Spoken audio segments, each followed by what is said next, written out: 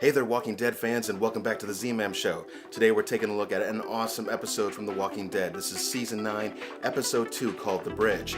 There are a lot of exciting things that were going on in this episode, so let's go ahead and just jump straight into it and see what happened. So first off, let's talk about this bridge right quick. So they're trying to repair one of the main bridges that leads pathways that they were failing, remember, from the last episode. And as we're seeing everybody come together to try to do this, let's remember that the Saviors are providing a lot of the manpower that are working on this bridge. And as this is going on, we're starting to see some major conflicts between some of the different people. And so Henry is making his way through with a water canister, right? And he's just giving water out, kind of like an igloo style and whatever. He's giving water out. And as he comes up to Justin, which he's the long-haired, kind of really buff, tough-looking savior guy. And as he comes up to him, he only gets like a small sip of water, and he wants more. And Henry, just cutting down the line. And this guy doesn't want to be told by a kid. He just pushes Henry straight off, starts having at it. Well, let me tell you, this is the exact kind of situation where you're just asking to get your ass kicked. And luckily, Darryl and Erin not far from there. Darryl just goes right on over, and he just calls him out. And this is after Henry, by the way, tripped him with his stick, a little couple Morgan moves that he remembered. And Justin, he's pissed. One of his other buddies gives him crap for it. Anyways, tensions start flaring, and they get into a fight. And Justin actually blinds, Darryl with some sand or whatever like that. Things are about to get crazy escalated. Luckily, Rick shows up moments later with Eugene. Rick and Eugene were kind of going through and discussing all the different issues that are at hand. He's kind of like the quartermaster in some ways, and amongst other things, master builder, master crafter, everything else. And it was kind of cool just seeing Eugene. He's kind of like on top of everything. He has full purpose, so it's kind of cool to see. I know Eugene's has done some wrongs in the past, and it's been kind of hard to really fully understand whether to accept him back or not, but here he is, and he is useful, and he's giving Rick all the things that are going on, everything that the true king or president or whatever of the society should know about. And so likely they make their way over, Rick breaks it up, and that's the end of the first fight. Now, as we move throughout this episode, we have a lot of other things kind of going on, some other dangers. So there seems to be some collided rock paths that are blocking some roads and so forth, and they are ready to demo these areas. But they have to be careful because there's at least 2 different herds of walkers that are not far from, and they're afraid that if they blow it, and it is amazing. This show, I have to kind of, as the more I just pay attention to it, the intensity of the walkers, and when they hear a sound, they know exactly where it came from. It's not like, oh, maybe it was over this way or that way. They just immediately go for that loud blast sound. It's like they're just totally tuned in. So anyways, their plan is to basically set off a series of different like sirens and so forth to draw those herds away while they're doing their blasting. Well, they do one of their major blasts. So Tara was at the first outpost, which basically she had the eyes on from the top, that kind of lift, the huge lift, and she notices the herd coming in, and so she calls out to Jerry over the walkie and basically says, get ready to fire it up. So they fire it up, they start making their way down the path, so the zombies turn their attention, start making their way. However, meanwhile, while this is going on, while the bridge crew is doing their work, there's a log crew that is also doing a lot of work too. And again, this is a little bit after the bridge incident or whatever, so we find Darryl and Erin are up there. I guess they're probably getting more wood, more supplies to start bringing back down to continue the project at the bridge. And so the second outpost, they weren't getting any contact from them, and basically Tara says that we cannot get contact, and that siren doesn't go off. The walkers are going to make their way straight to the logging crew, and unfortunately that is exactly what happened. That was such an intense scene at the logging site. I'd like to hear what you guys thought too. I mean, it's like there was just a few, and Darryl took over them nice and quick and easy, as we know they always do, and then suddenly he turns, and then there's just a slew of them. There's like 30, 40 of them just kind of making their way up. Big time trouble. And meanwhile, while they're just making their way up, Erin and a couple others and a couple saviors, so they're pulling this log up this ramping system, and while only 2 guys lifting, that's amazing because that log looks super heavy. But Erin's on one side and he's pushing up with all his might and whatnot, and the zombies start coming in, and Darryl tells everyone to bug out, which maybe that wasn't the best term because now everybody starts freaking out, and the saviors that were at the top who were lifting upward and I guess supporting a lot of the weight, he starts freaking out, and they just let it go. And I mean, even before it happened, I was just like, oh Jesus, don't let go of that log. And that log just started turning and turning. This is a huge, massive log, and it just lands right on top of Erin, and you can't fully tell what's going on. Moments later, you can tell it is totally pinned his, I think it was his left arm. Yeah. And I mean, I had no idea really what we were going to be finding under that, but they're trying to lift it. Luckily, Joe pulls off some moves, and as they lift it, his arm is just mangled to all hell. And oh, how gnarly was it to see that, and how heartbreaking too. I mean, for Erin, he's such a great help, good positive spirit. I mean, he's just I mean, maybe some moral compass for the show too. I mean, you kind of want to see the guy do good and do good for the others as well. He's a great supporting character. And yeah, it's just mangled. And so they get him back. So meanwhile, we'll just kind of piecemeal this a little bit. One of the main doctor guys is Razik, I think it is teaching Enid on how to kind of be a medic in some ways. And so he went off to, I think, go back home to Alexandria, and Enid is now staying at that kind of forest area campsite. And she's the only one there, and they bring Erin in, and his arm is just, there's a huge chunk missing out of the center, kind of like that, and just all broken up or whatever, up till his elbow. And so she has to amputate. So she amputates it off. What an intense scene. I mean, hand was over my mouth. I was just like, God, this poor guy. And especially no anesthetic, no time to really to act. But she probably did save his life in the end. And what was amazing is even after all this, everything that went down, Rick goes in and fully apologizes to Erin about rushing the project, trying to get everything done. He put the project before the people, including his best friends. And Erin's just like, no, it was worth it, man. It's worth it following you, watching what you're building, and me just being here, being a part of it. It's just an honor. And wow, talk about admirable. And I feel bad, because Rick feels responsible, and that's a problem for the leader, right? Everything falls on you.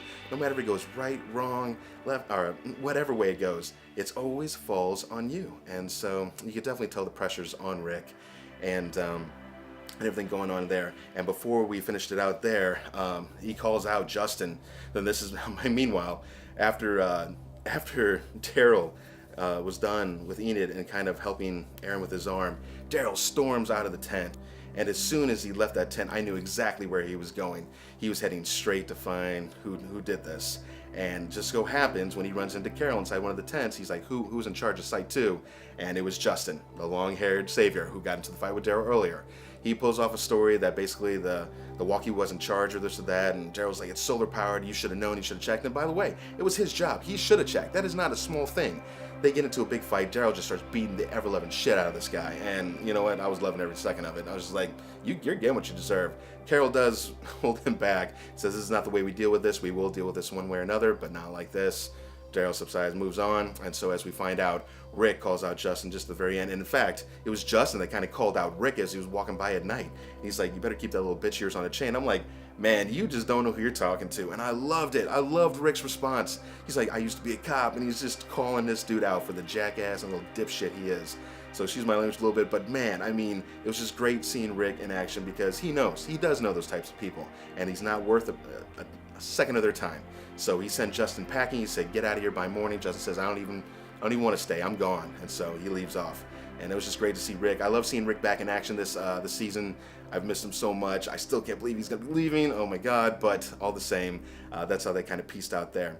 And so just backing up just a little bit, just what we were talking about at Hilltop. So Michonne makes a trip out there to basically ask for the food supplies because the shipment of ethanol that was supposed to come from the Saviors did not show up on time. In fact, it's been like 2 or 3 days, I think they said, and it still has not shown. They're not sure if the guys went AWOL, if they've been killed by walkers. You would figure they'd know the route though, so they could probably go and check up on these guys, but all the same, Michonne is asking for the food as a kind of in advance type deal so that everybody can stay fed and keep things moving along as if they support the Saviors in Alexandria. In the end, Alexandria and the Saviors will end up supporting Hilltop. So it's a very noble gesture. Maggie is not fully on board yet, as she is still pissed off at the incident between Earl attacking her, and he's currently locked up. I did not remember that he was their only blacksmith, so he's currently locked up. So she can't fix the plow that needs fixing, so they can seed the fields or harvest them and do all that good stuff. And meanwhile, his wife is demanding that she see him as soon as possible. So a lot of different tensions going on, and Maggie is dealing with all this stress. So we do get to find out some history behind Earl and his drinking and what led him to it all. And you sympathize with the guy. Everybody has problems, and not everybody is able to deal with those problems the same. They have hardships, they have things going on. So I did feel for this guy in some ways. I mean, he did a terrible thing. I mean, if someone took an attempt on my life, it would be very hard just to be like, you know what, that's fine. Go ahead and get out and we'll let you into your thing. So that's a tough one, Maggie had him in there for over a month and his wife couldn't even see him. I don't think he even saw anybody, but they did feed him. They kept him alive and so forth. So Maggie does find out his story. And in the end, after some contemplating this and that, she finally comes to terms and she's decided to let him out and work as the blacksmith under supervision, guarded supervision, mind you. and let him see his wife, of course. And then, of course, what else? Basically, she let Michonne take the full cart of food that they were promised. So hands off to Michonne, taking the effort to try and talk a little bit of sense into Maggie. Hands off to Maggie for stepping up and being a true leader. As compared to the first episode, you were just kind of like, oh boy, what kind of tyrant is she turning into now, or governess, or whatever.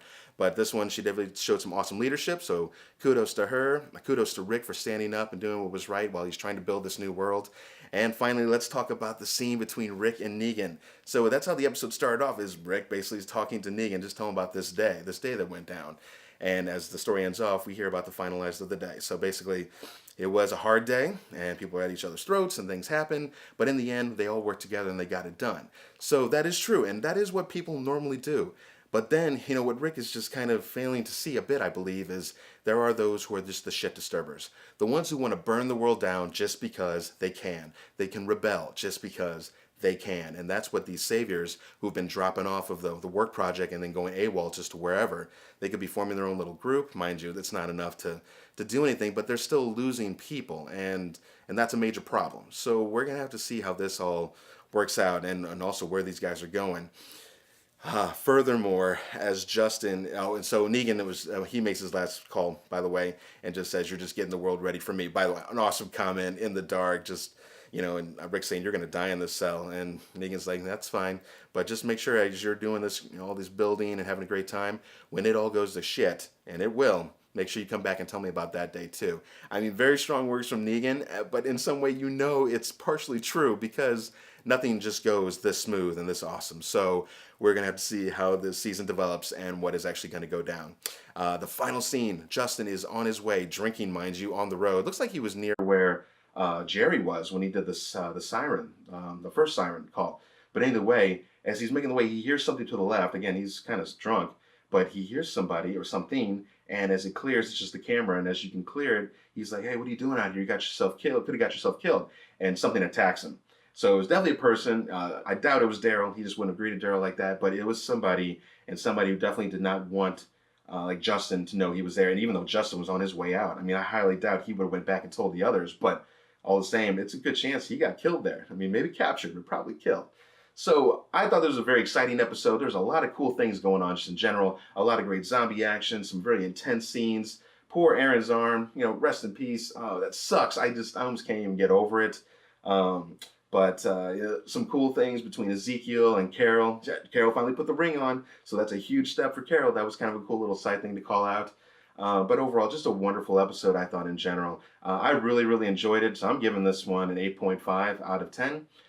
It's just a wonderful time. And anyways, I hope you guys are enjoying the season so far. Well, there's going to be much more to come. And guys, we're only within a few days of me releasing our Dead Nightmare episode 6. I know we've been talking about it for a long time, but there's a lot of things getting in the way. But it's finally pretty much done. So it's going to be coming out this week. I hope you guys are super excited. For those of you who've been following us, if you haven't, make sure to check the links down in the description. I have links to our director's cut for episodes 1 through 4. There's also a link for episode 5, and even the trailer. It's just a small sneak peek, 1-minute trailer for episode 6. So again, I'm Mike Schilling with the Z-Man Show. Thanks for coming out, and we're going to see you next week. See ya.